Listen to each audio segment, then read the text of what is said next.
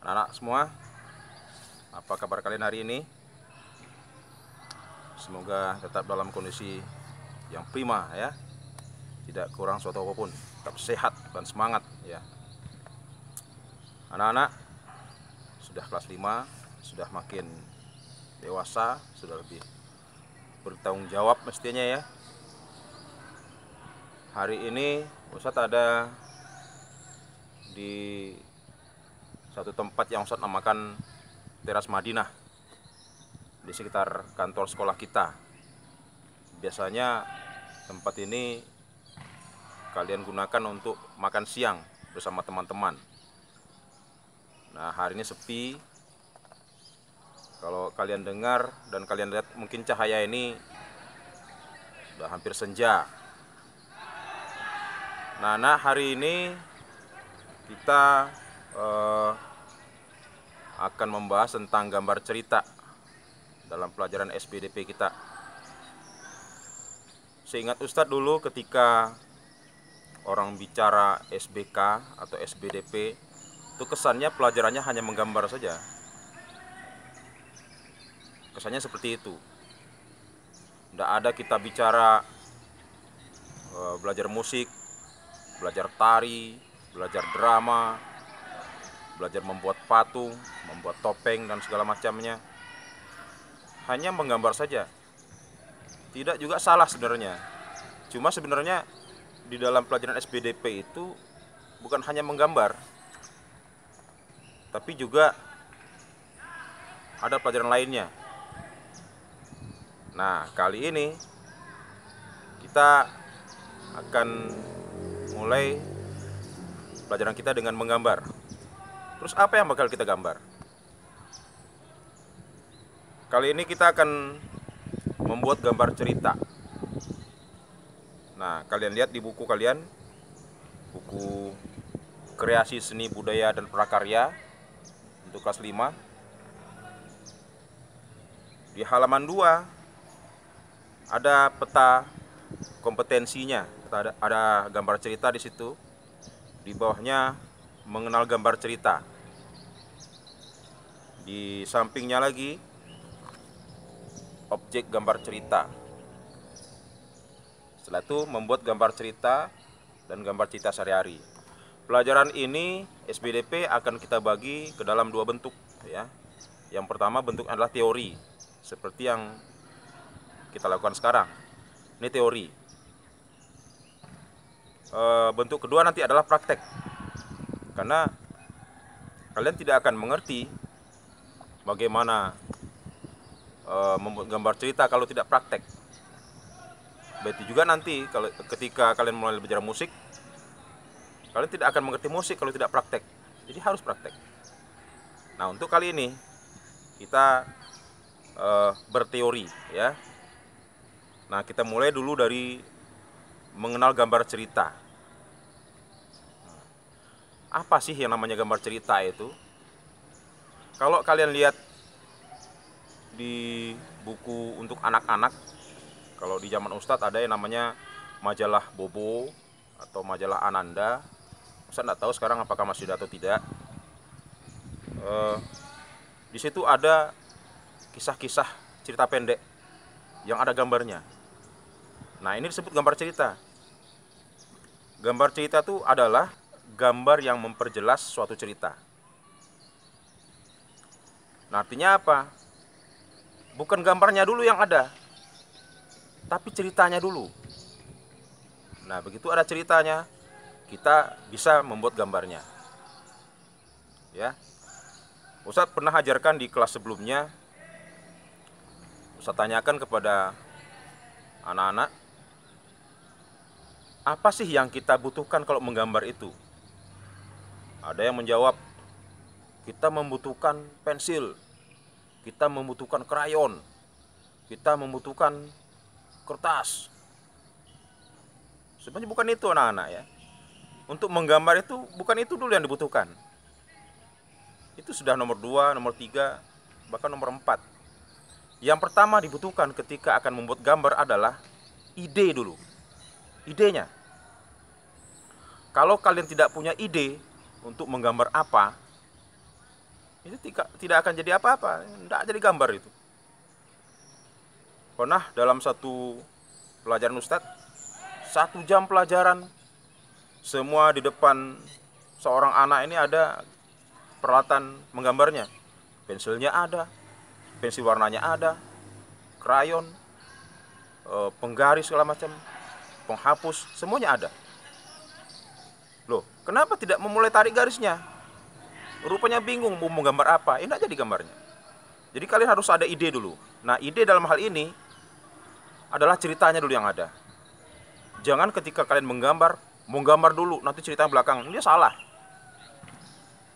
Yang namanya gambar cerita, ceritanya ada dulu, baru dibuat gambarnya. Gitu ya. Nah, jangan sampai terbalik. Terus apa sih yang akan kita gambar kalau untuk menggambar cerita ini? Nah, objek untuk menggambar cerita ini, yang pertama adalah tentang manusia dulu. Kita bisa bikin gambar manusia. Mungkin ceritanya Malin Kundang. Ya, Malin Kundang itu manusia. Nah, bikinlah manusia. Nanti teknisnya kita akan bicara di praktek. Ya. Sekarang teori dulu. Kalian harus paham dulu tentang apa yang disebut gambar cerita ini. Tadi objek gambar cerita yang pertama adalah manusia. Yang kedua, objek gambar cerita adalah hewan atau binatang. Kalau misalnya cerita tentang si kancil yang nakal, tentu tidak cocok kalau kalian menggambar si kancil itu manusia. Kancil ya kancil itu binatang. Nah, jadi objeknya binatang. Sudah 2 objeknya. Pertama tadi manusia, yang kedua binatang, ya. Yang ketiga tumbuh-tumbuhan. Kalian menggambar tumbuh-tumbuhan. Mungkin ceritanya di sebuah hutan pinus. Nah, kalian gambar pohon pinusnya. Nah, untuk pepohonan ini atau gambar pohon itu tidak ada yang sama. Oke lah, kalian berpikir ini hutan pinus, terus dibikin pohon pinus semua, tapi sama, bentuknya sama. Ya, artinya gambar itu menjadi tidak alami. Dari pohon pinus yang satu dengan pohon pinus yang lain itu pasti ada bedanya, nggak bisa sama. Atau gambar pohon mahoni, ya, yang cabangnya banyak itu dengan daunnya yang rimbun, itu tidak akan sama antara pohon mahoni yang satu dengan pohon mahoni yang lain. Itu baru satu jenis pohon. Belum lagi lah gambar pohon-pohon yang lain. Ada mahoni, ada pinus, ya, ada pohon kelapa, batang pepaya, semuanya beda-beda. Nah, kalian harus bisa melatih diri kalian untuk menggambar hal-hal yang berbeda itu, ya. Ingat, sudah 3 kita punya. Objek gambar cerita itu ada manusia, ada hewan, ada tumbuhan. Yang keempat apa? Yang keempat, objeknya adalah bangunan. Nah, untuk menggambar bangunan ini, jangan biasakan diri kalian menggunakan penggaris. Itu gambar itu tidak akan menjadi alami, tidak akan menjadi sesuatu yang natural. Kecuali kalau kalian nanti menjadi seorang arsitek. Arsitek memang harus pakai penggaris. Banyak penggarisnya itu, macam-macam bentuknya. Tapi untuk latihan ini, supaya tanganmu terlatih, kalian harus banyak berlatih. Membuat gambar rumah, gambar gedung kah, atau gambar sumur, atau bahkan gambar pekuburan. Itu harus latih tangan kalian sendiri.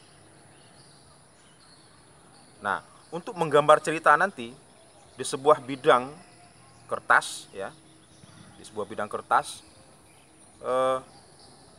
itu jangan menggambarnya kecil-kecil. Misalnya sebidang kertas ini, ya. Nah, sebidang kertas ini, ya. Yang kecil-kecil gambarnya, manusianya segini, ya, binatangnya kecil-kecil. Jangan, harus besar-besar. Supaya apa? Supaya mudah kalian mewarnainya. Bayangkan kalau kalian gambarnya kecil-kecil sementara kertasnya luas, nanti bingung sendiri mau menggambar apa lagi. Belum lagi kita akan menggambarnya luber kemana-mana itu, warna yang kalian torehkan itu tentu akan sangat sayang ya. Nah, anak-anak, itu dulu ya yang bisa Ustadz berikan pada kalian teori tentang gambar cerita ini. Ustadz memberikan tugas kalian hanya 2 saja. Apa itu? Yang pertama, kalian bacalah buku kalian di pelajaran 1 tentang gambar cerita. Baca ini. Tugas yang kedua, bertanyalah. Bertanya pada Ustadz. Tanyakan apapun yang kalian ingin tahu tentang gambar cerita ini, supaya kalian makin paham tentang apa yang kalian baca.